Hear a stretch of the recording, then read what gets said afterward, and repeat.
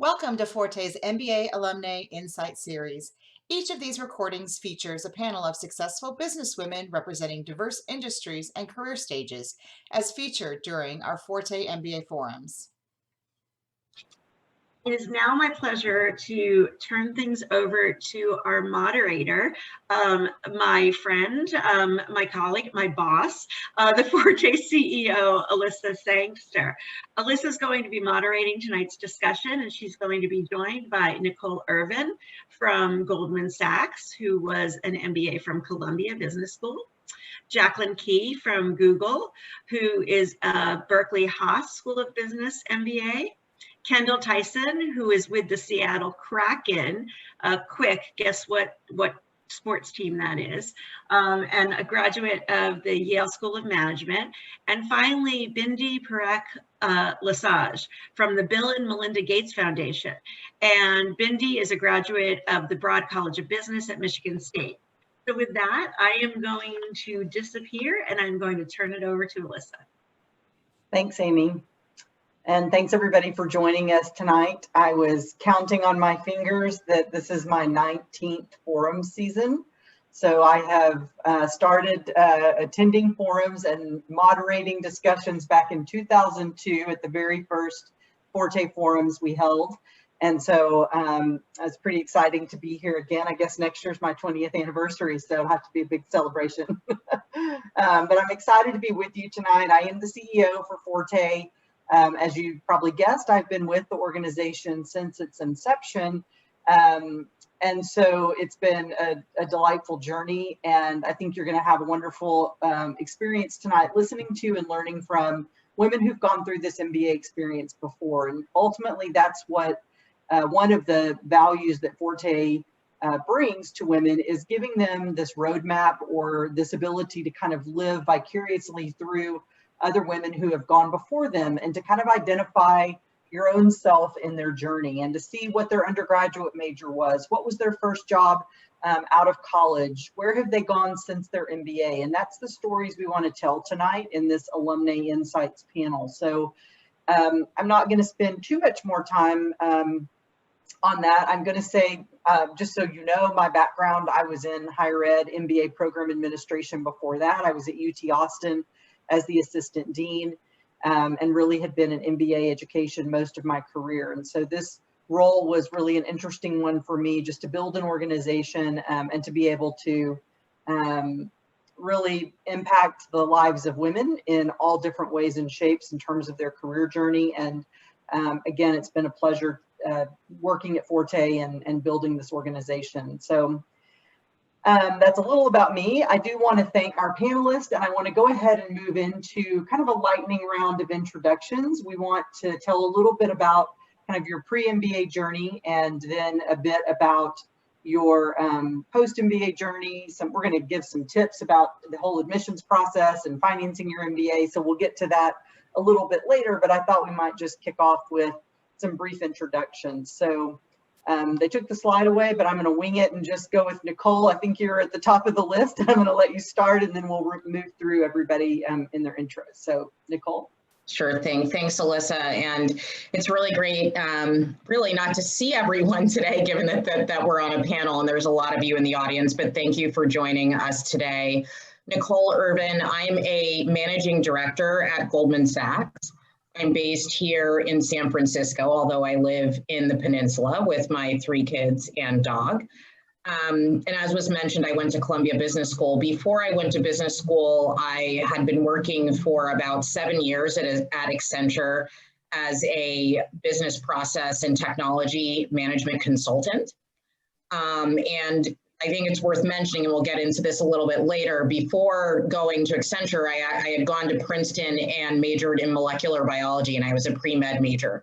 And so the transition into business and eventually into the finance world has been a long one, and the MBA is a critical part. I'd also like to mention I'm on the board of Forte Foundation, and I truly believe in the mission, so it's really great to be able to speak with you all today. Thanks, Nicole. I'll also mention that Nicole's one of our role models that when we go to colleges and stuff, we put up a picture of Nicole and we say, what do you think her major was? She's an Goldman Sachs investment banker. And so then, or maybe I don't know how we do it, but we like make everybody guess, what journey did she go on? So it's always fun to see what they think when you're a molecular biology major, where you might end up. So thanks for that, Nicole. Okay, Kendall, I'm going to pass it over to you and your exciting role at the Seattle Kraken. Can't wait to hear about it. Yeah, thank you. So Kendall Tyson, I am the VP of Business Strategy and Analytics for the Seattle Kraken, which is a new NHL expansion team that's coming to the Pacific Northwest starting next hockey season, so 2021-2022. It's been certainly a journey to get to this point. Graduated undergrad with an industrial and systems engineering degree, and also went and was a management consultant at Accenture. So Nicole and I have that in common. And was at Accenture for 4 years before deciding to go to business school, in which I went to Yale School of Management because, maybe like many of you, I knew I was ready for a change, but I wasn't sure what I wanted to go into. And so used those 2 years to kind of follow my passion of sports, and took a job with Topgolf prior to my job here with the Seattle Kraken, and excited to talk to you guys about various journeys and how I made a career switch through getting my MBA. That's great. Thank you, Kendall. And Jacqueline, why don't you go ahead and go next? Sure. So hi, everyone. I'm Jackie Key, and I currently work at Google as a program manager. But like my previous two panelists, I started out my career in management consulting. I was at Deloitte, though, so not Accenture. And I actually did study business in undergrad. I went to UVA, and I went to the undergraduate business school there. And then I decided to pursue an MBA, and I know we'll get into this more in future topics, but I decided to pursue an MBA for, not the reason of wanting to get more business knowledge, but to do more of a career transition and to move into tech. And so after business school, I first went to work at HP in strategy, and then ended up at Google also doing sales strategy, and now have transitioned into this program manager role. Excellent. And Bindi, you can wrap us up with the intros. Sure. Hello. Thank you for having us all. I'm looking forward to speaking with you guys tonight. So I'm Bindi Lasage. I am also in Seattle, where I live with my husband and 2 kids who are very excited about Kraken. So we might have to speak later, Kendall. And I am right now a director of human resources at the Bill and Melinda Gates Foundation, which is headquartered out of Seattle. I studied undergrad economics, but a very liberal arts economics degree, not a business-focused economics degree, and worked in HR, primarily doing recruiting for a couple years before my MBA. I was one of the rare folks who was not a switcher. I knew that I wanted to stay in HR, but I wanted to do it at a different level. And out of business school, I went to Michigan State, who had at that time, at least, one of the few MBA programs with a concentration in human resources. And I know that's changed a lot since I graduated. I went to work for Microsoft here in Seattle. I knew I wanted to be on the West Coast, and then over to the foundation, where I've been for several years now. Great.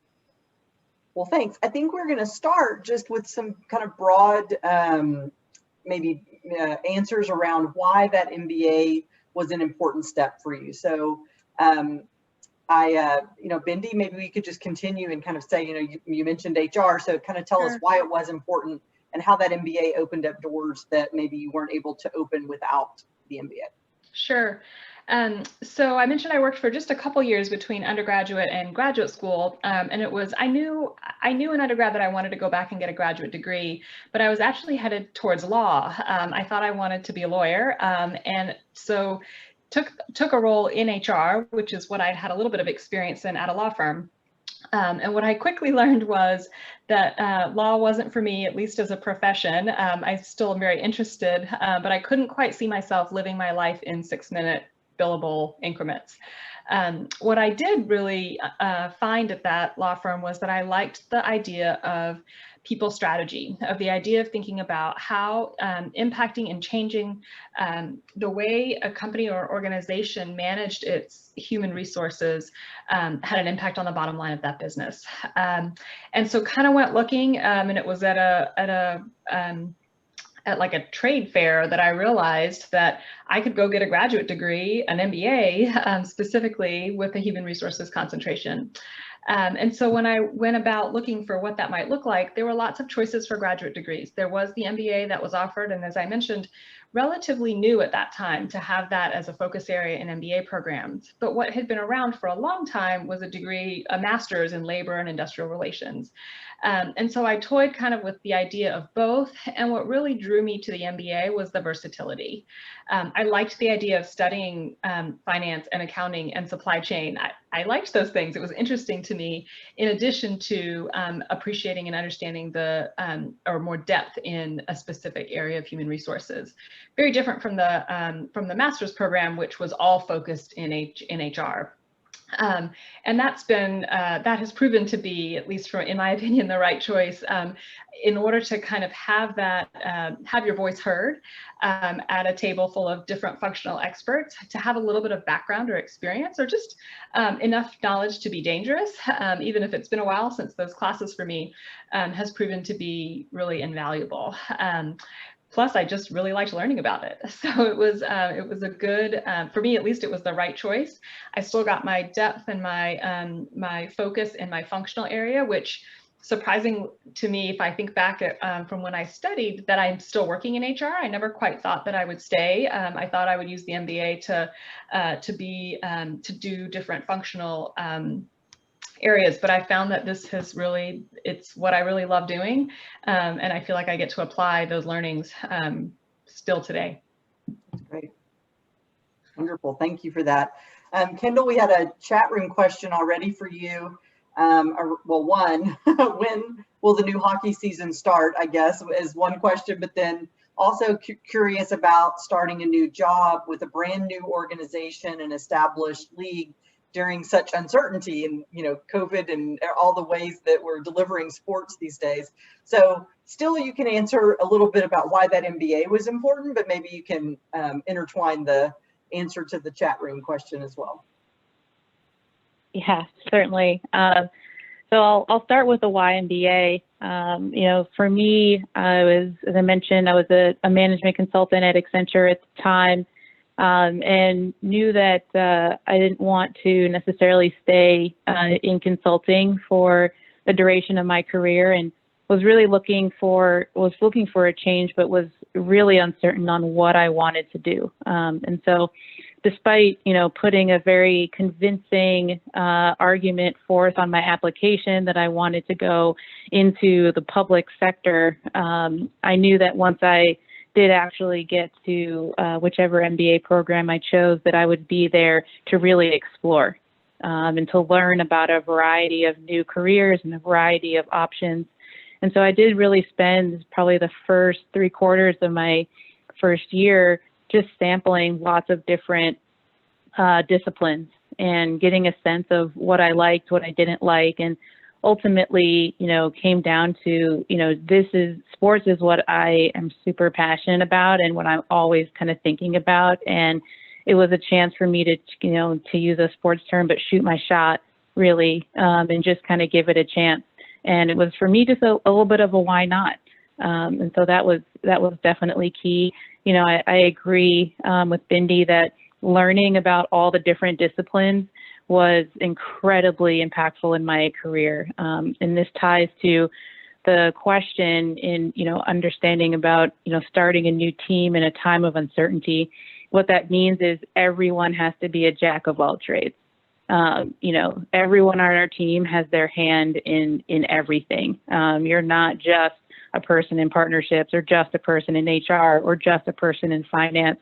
You know, we don't have huge departments of people because we have to kind of stay lean. We don't know if to answer the first question, we don't know when the next season's going to start, which means we don't know when our season's going to start. We don't know if there's going to be fans in the stands, and that's a huge revenue impact. So we have to stay small and nimble, and having my MBA and, being kind of dangerous in a variety of different fields, really does pay off when you're, kind of sitting at the table and trying to figure out, how should we price things, or what's our staffing levels going to look like, or where do we need to make adjustments in our org structure or pay charts, or pay ranges, in order to meet budget.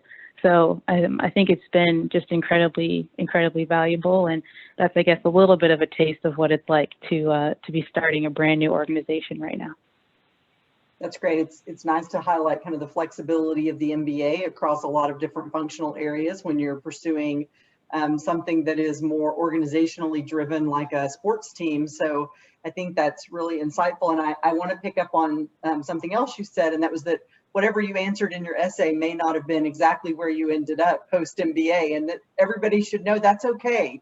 And that part of writing that essay is really just about the process and the exploration of your own kind of values and what you're looking for, but also that it is part of that full-time experience. So going back to school, everybody doesn't have it all figured out. And a lot of the 2-year process, if you're in that a 2-year program full-time, is taking that time to explore and learn different aspects of the opportunities that are going to be available to you as an MBA. So, okay, Jackie, what about you? Why was the MBA important to you?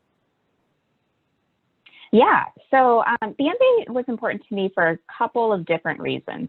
So one is, as I mentioned in my intro, I knew that I wanted to make a career transition.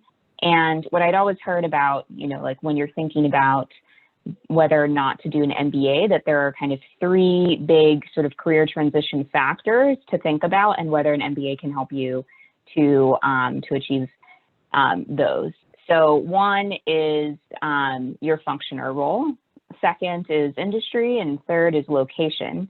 Any one of those things you can change without, having some big forcing function like going to grad school. But if you want to change more than one, then doing an MBA is a good way to sort of kickstart that and make sure that you have the right skills and network to be able to make that happen. And I knew that I wanted to make 2 changes. I wanted to change location because I started on the East Coast and I wanted to go to the West Coast. And I wanted to change industry because I wanted to go to tech. And then the second reason why an MBA was important to me was because even though I did have undergraduate business school sort of foundation and some basic topics like accounting and finance, I wanted to revisit those topics from a leadership angle and like, why is it important to know these if you are going to be a leader in an organization versus, it's sort of a different angle when you're doing it from an undergraduate perspective. So with those things in mind, I do think the MBA really did help me to achieve what I wanted to do, which is I did make a transition to both the West Coast and to tech. Although kind of like Kendall, what I originally put in my application didn't totally end up coming to fruition because I had said that I wanted to focus on digital health, and healthcare had been an interest of mine, but I wanted to do it from a tech angle. And then I tried out 3 different internships during my MBA to test out that hypothesis and decided in the end that it was not for me. So that was a good learning and also a good opportunity that the MBA gave me to figure out like whether that specific niche area was what I actually wanted to do or not. And instead I ended up in kind of more sort of like the big tech space as opposed to digital health. That's good. This really isn't true confessions of MBA alumni, what you wrote on your essay and what you're doing today. We won't try to embarrass anybody, but Nicole, why don't you answer that question? And then the next questions, everybody doesn't have to answer, but I think this is an important one. It's such an interesting journey because all of you had these different undergraduate majors. You might have had some commonalities in what you pursued right out of, but you've just taken very different journeys. And so Nicole, I'll pass it to you to tell your story. Sure thing, yeah. So if I take myself back to the time when I was considering whether to get an MBA or not, I was working as a management consultant at Accenture, much like Kendall. And I was thinking about what the trajectory of that career could be when I was in that role. And I was actually enjoying the role quite a bit. And I candidly could have stayed given the work that we were doing. I really liked project management. I really liked tech. But as I thought about their trajectory and what I could become, other than a managing director at Accenture, I thought I could become a CIO, probably not a CTO. And, you know, when I thought about my skill set and what I really wanted to become if I stayed in business, you know, I had an expansive vision of I want to be C-level, I want to be a broad manager. Maybe someday I could be like Alyssa, a CEO someday. And I still have those goals. We're on our way. Careers are long. And so, but I felt at that point in time, my only business education was what I was getting at Accenture, which is pretty broad, but I felt not broad enough to meet those goals. And so, particularly because my background had been in molecular biology in undergrad and pre-med, which are great and hard science skills, which I loved. I don't regret it at all, but it really didn't give me the broad-based education that I would need to achieve some of the goals, you know, across the duration of my career, the decades really of a career when you think about it. And so that's the real reason I wanted to go back and get my MBA, to get that broad-based career. At the time, I knew that I was either going to go to a strategy, my plan, and we're still on the plan in many ways, was to either go and do strategy consulting or to go into investment banking. And the strategy consulting kind of, I think, makes sense if you think about a person who's going to be potentially a CEO someday. For me, the banking aspect, you know, there's a lot of people who are afraid of, you know, the finance and the numbers, and it can sometimes take people longer into their career to develop those skills. Also, you know, investing, markets, those kinds of things, if you're going to be involved in public companies, often come to the forefront. And I thought, you know, what better way to get exposure to all of the C-level executives in an organization from day one, and the way they think and the decisions they make, how to speak to them, how to help them frame decisions, than to go into it. And for those two careers, I also knew that I needed an MBA to get into them, because I had not taken that step right out of undergrad. So there were a couple of different angles to go from on why I chose to take the path to the MBA. It was really thinking about sort of the long-term vision and what was the tool set I would need to sort of sustain me and help propel me across multiple decades of a career and a leadership career. That's great. Okay, that's really helpful, and I you know, thanks to everybody for sharing a little bit more insight there around, you know, why the MBA was really the right next step for you. We're going to go back in time just a little bit. For some of you, it was a little more recent than others, and talk about that application journey and see what tips you have for success. You know, did you see any concerns in that application process? You know, was it easy to reflect your background? I think maybe just I'll open it up and say, does somebody want to tell us a little bit more about how they approached the application, and if there's, you know, research or activities you did? Again, we don't have to go in depth on this. I will just mention this admissions panel that's coming up after the Alumnae panel is where you're going to be able to ask the really hardcore questions about an application. Everybody, each of you had a different kind of independent journey with a different school. So we're not expecting you to provide expertise on how to apply to business school. But if you could just give some thoughts on what worked for you, what were the challenges, you know, during that application process? What were your fears? I'm sure you had a few. Who would, anybody want to go first? I'm happy to. This was the one that, yes, Nicole. I can start out. So for me, a couple things. One, I think it's helpful and important to think about where you're actually going to go to school and why, because the reasons that you're going to school will inform the schools that you choose, and the application process is different. The other reason that I mention that is because it's helpful to leave enough time for the application process so that you can go to the school if you can, or engage with the school in some way. We're in a virtual environment, so that actually might enable you to engage more with schools if they're not directly in your geographical area. And the reason to do that is to get on campus or get around people who are in the school and talk to them about their stories as well, because listening to that is going to help inform the content of your application in a really thoughtful way and help you gel and think about, you know, piecing together the narrative that you're building for the school.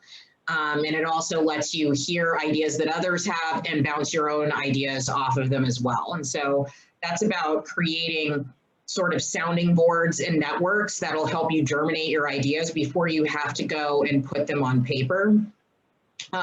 The second thing I would mention around having enough time is explicitly having people in your network who are willing to review your application. And so I had prepared my application, reviewed it myself, and I had, you know, a couple, not a ton, but a couple of people who were willing to review my essays. And they were people I trusted, and they gave me good and thoughtful feedback about not just you're missing a comma or, you know, the grammatical construction of this sentence, but also sort of the soundness of the arguments and questioning me on various elements. And so, and I also had them look through like the pure question answer parts for errors and those kinds of things. But I thought that was incredibly helpful as well in terms of just getting through the application process itself. And the final point I would make is that when you're on campus and you're speaking to people in the admissions department, so I found I only applied to Columbia. I knew I wanted to go there because I was living in the New York area and I didn't want to uproot, I was married and I didn't want to uproot the family, and it just kind of, it's a good school for banking and consulting, and so it just fit. So that was my tier 1. And so I kind of developed for myself a checklist of here are the people I need to meet, the events I need to go to, the networking I need to do. And so for me, that was meeting with the head of admissions and going to and asking him and going to the recommended events, and then, you know, making sure to send him a note to post him on when my application went in, and then meeting with the head of diversity recruiting and making sure they knew who I was. So kind of like, and you'll use these skills, by the way, when you're trying to get a job too. And by them knowing that you're enacting those skills in order to be admitted to the business school, they know that you'll get a job, which is, by the way, a good thing for an MBA school, because they want us all to get jobs. And so you want to get in there and network and get to know them so that when your application comes across their desk, you're somewhat of a known quantity, and it just helps a lot. So I'd highly recommend taking the time to network and get to know people at the school who will matter in your selection. That's great. I was thinking about your comment on getting reviews of your essays, and I heard somebody say it was pretty recently that you should write your essays and then hand it to your colleagues, friends for review, but don't tell them what the question was, and see if they can figure out what the question was by what you wrote. And then you'll know, hey, I did actually answer the question I was supposed to answer. But Smart. Yes. Anybody else have a comment on that process? We don't have to all comment, but if somebody else has a story, those are great tips, Nicole. I'm happy to add a couple things. A couple. Oh, go ahead, Mindy. Yeah. Okay. Go first, Mindy. Yeah. Okay. 2 things. One, I was actually going to pull up a point, Jackie, that you talked about with regards to wanting to change location. So I think it's also really important to consider that if you are looking to make a move to a different part of the country or even internationally, a lot of schools tend to have stronger networks for jobs, which is that ultimate goal within the area in which they're located. Not a universal truth, but certainly out there. And so keep that in mind as well as you're looking for those. It's like, where do you want to apply and how do you want to position your application if you are looking to make a move? And then the second thing I'll offer is, and this comes from, actually, I had an internship while I was, or a assistantship, I should say, when I was in my MBA program, where I worked in the admissions office. So I worked 20 hours a week for the 2 years that I was in business school for the business school. And so my job was to review applications of the next class and interview students for that student interview portion of the application that was a requirement at Michigan State. And so, and what that really taught me was that you can tell when the person isn't being authentically themselves, when what is written on the page versus when you talk to the person don't line up. It's really obvious. So I encourage you to really, yes, have your work reviewed and get lots of feedback, but make sure that you're coming through as who you authentically are. Because if you try to fake it, it won't work. So those are the two things I'd offer. Jackie? Yeah, just one thing to add to that. So definitely considering, what an individual school offers in terms of your goals, where you want to be, et cetera. And one way you can do that, beyond just talking to admissions folks and, reading materials on the website, is really trying to network with current students and alumni at that school and hearing their stories of what internships were they able to get, what jobs did they get, because that tells you what would probably be available to you. And, that network, already exists at that school. So if you're interested in those types of companies, then that you have an in with, the alumni from that school. So that was one thing that I found to be really helpful, and one of the main drivers why I ended up picking Haas, since I had this interest in digital healthcare, which is largely based in the Bay Area and where Haas has a strong network. That's great. Thanks, Jackie. Good insights there. The next question was really around the GMAT, and Kendall, I think you volunteered to answer this. What it's like returning to business school, prepping for that GMAT, and then also re-entering the classroom, because then it's, you haven't been a student for a while. You've got to get all of those muscles ready to go again. So, give us a little insight on that process. Yeah, so I think for me, getting back into study mode was candidly a tough one. Kind of being in work mode at the time for about 3.5 years before I started this MBA journey. I was very used to what were busy evenings, but they were my evenings, often on the road. And then, weekends, kind of being back in Atlanta was the time to, do errands and see friends. And so for me, kind of bringing studying for the GMAT into that picture was not one that I enjoyed, but certainly knew it was necessary. And so my first kind of piece is, if you really want to do well on the GMAT, you have to put in the work. And that meant for me creating just this schedule that said from 6 to 8 p.m. I'm studying for 4 nights during the work week.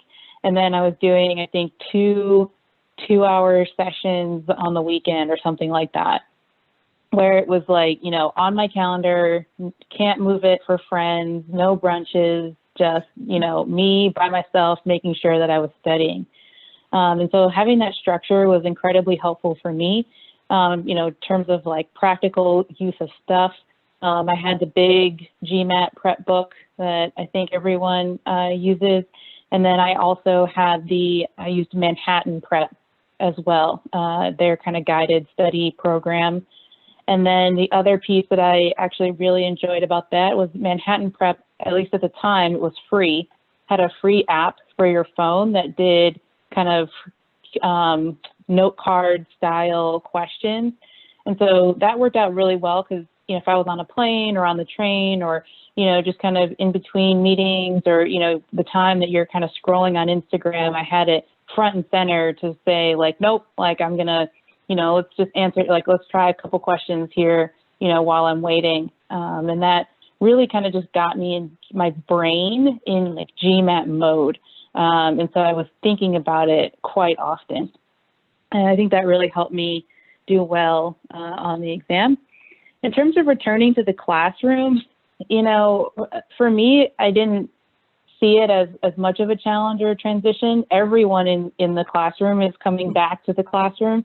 And so it's not like you're the like a fish out of water where like everyone else has, been this super studious person for all these past years. You're all kind of coming back. And in general, at least for me, I found that my MBA program was quite social. And so even the activities within the classroom tended to be social. So if it was, the professor might talk about a topic, for 45 minutes in the class or half an hour for the class, and then we would do some sort of activity. And so it didn't feel like a grind or too much of a challenge to be back in the classroom. To me, the biggest, piece of advice is I think you kind of have to decide what you want to do while you're in getting your MBA program and how important is academics in that. And so if academics is super, super important to you and really important to, getting a job, then that's something that you may focus on. I think other people focus on building their network, or some people focus on getting a job, and maybe that job doesn't necessarily require so heavily to be, to have stellar academics during your MBA program. So I think knowing what you want to focus on and what your goals, what's required for your goals, will help frame the type of work ethic that you need in the classroom. That's great. Thank you, Kendall. We have 5 minutes. I don't know how that happened. So I'm gonna say just quickly, I think we need to get to the career transition and progression with an MBA. I think that's a really important question.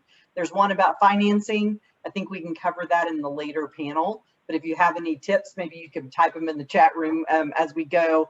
But I do think this question of, what you're currently doing, and what how the MBA has made that transition possible.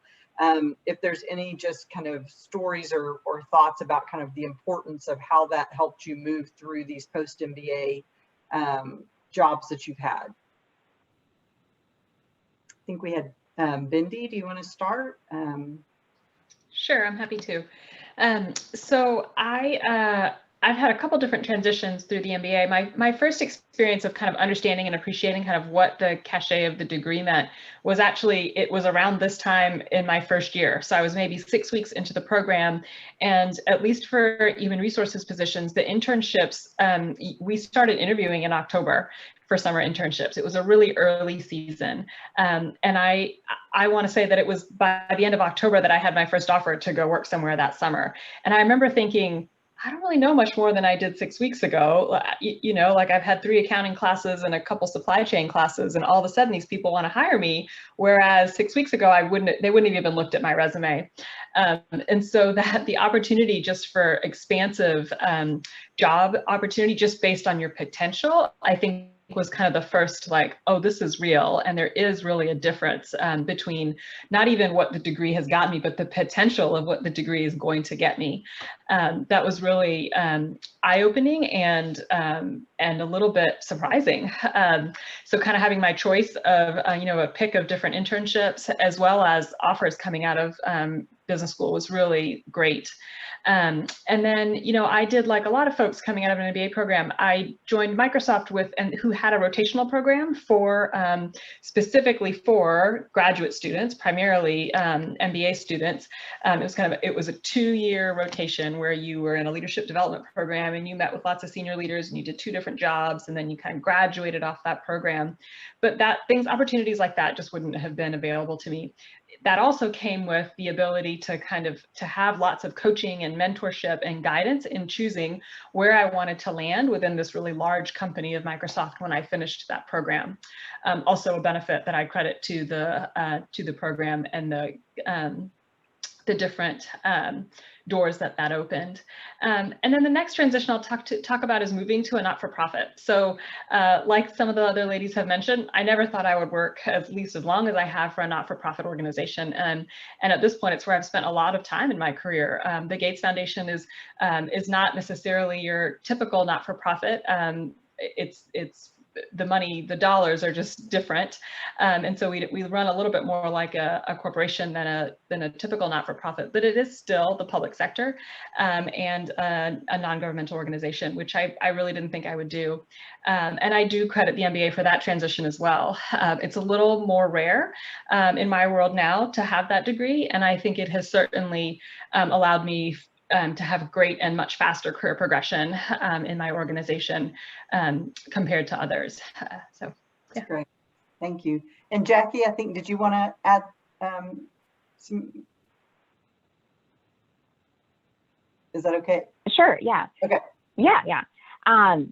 Yeah. So for me, as I mentioned in my intro, one of the big things that the MBA helped me to do was to transition into the world of tech.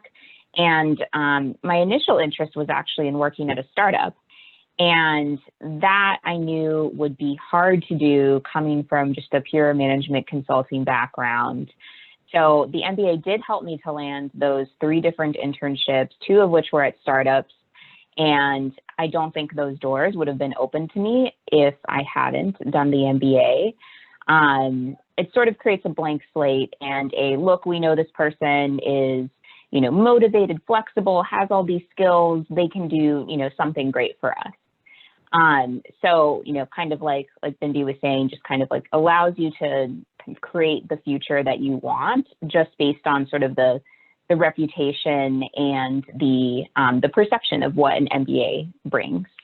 So I got to do these 2 startup internships.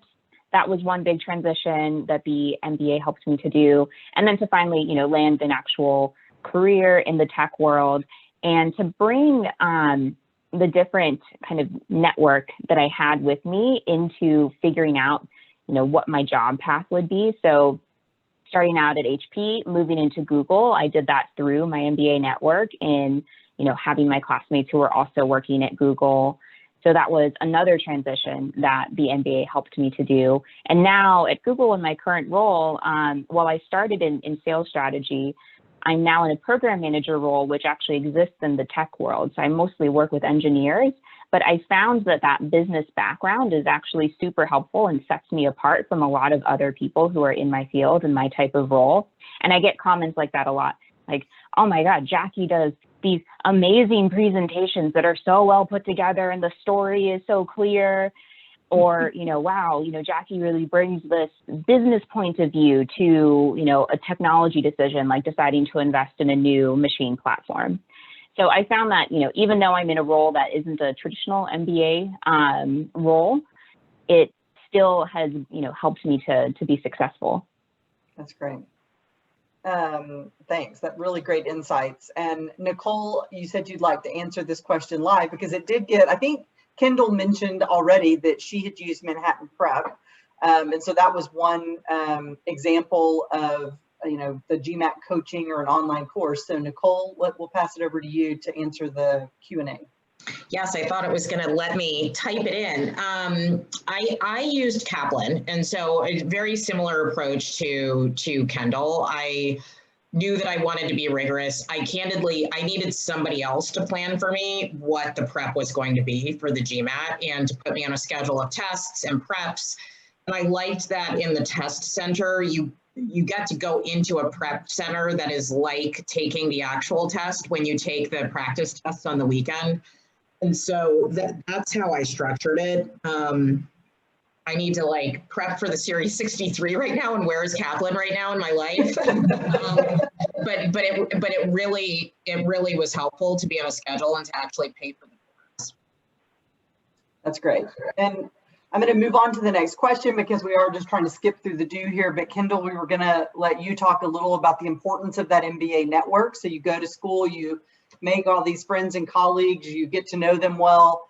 What's the value of that network? I think several of you have already alluded to, you know, how to get to know them better and how to really leverage that power, but maybe you can speak to that directly. Yeah, you know, and I'll just chime in on like kind of sustaining those relationships after school. There's plenty of literature and comments already on, you know, the value in school, but I will speak to, you know, following my MBA is really where I've seen the value of those relationships come to fruition. You know, I think the statistic is something like, you know, the average MBA student stays in their, you know, first career or first job right out of business school for like 18 months or something like that, which means that where you go is unlikely where you will be, you know, for the rest of your career. And I think that's just a trend of the current time. And the MBA just being able to, one, leverage the network as you change careers and jobs, you know, not just right after school, but, you know, 2 years after school and 5 years after school. And when your husband gets a new job in a new city and now you need to find a new job. You know, just being able to tap that network is just incredibly, incredibly valuable. The other piece I will say is there will come a time in your career where you are asked to do something that you do not know how to do. And you have an incredible group of what I say friends that I was able to lean on and ask questions to say, look, I candidly have no idea how to, develop a pricing structure for a new arena. But let's talk about pricing structures at Disney. Let's talk about how you're doing pricing in ad sales at Google. Let's talk about how you're doing, and being able to take being able to learn and get information from your friends that attended school with you that now have jobs all over the country and all over the world, that not only can be, new opportunities, but also help you in your current role. That's great. So let's just do a quick lightning round around giving back with the MBA, and then we're going to wrap things up because we are out of time, unless another question comes through. But I would just love to know, what have you been able to do that maybe you didn't expect to do that has impact? It could be in your job actively, or it could just be some other door that's opened up outside of your job that you've been able to be involved with, because of the MBA that you have. Nicole? Sure, I'm happy to start and kick that one off. So I'd say a couple things. One, I mentioned at the beginning that that I'm on the board of Forte Foundation, and that's certainly something that, Alyssa, I think, met me at one of these forums where I had been asked to be on this panel. So I have a history of doing these panels. And so that's been incredibly rewarding. It's obviously a cause that I think is really important. It's one that I feel passionate about. And so I'm happy to be able to support financially and also with my time through Forte Foundation. Also, I'd say in all of the organizations that I've been part of, I'm a banker, but I've been at Morgan Stanley, I've been at Andreessen Horowitz for a little bit of time, and now I'm at Goldman Sachs. They're all industries that are challenged in hiring women and are challenged in hiring people of color as well. And so, first of all, being a woman of color in all of those organizations who's doing well, I think does some good for the other people of color who are there, but also in recruiting and helping others who are thinking about being in those careers, or really any career, candidly, when we're talking about diversity. And so, I've been actively involved in recruiting at every organization that I've been a part of, both recruiting broadly, but also women and diverse candidates as well. Sometimes not always underrepresented diverse candidates, because I think for anyone who is from a diverse population, it is inspiring and helpful to just hear about your journey. And so I try to devote a significant amount of my time helping in recruiting and mentoring and coaching and participating on internal diversity councils as well. And these are all jobs that I wouldn't have been able to get if not for the MBA as well. That's great. Anybody else have something to add?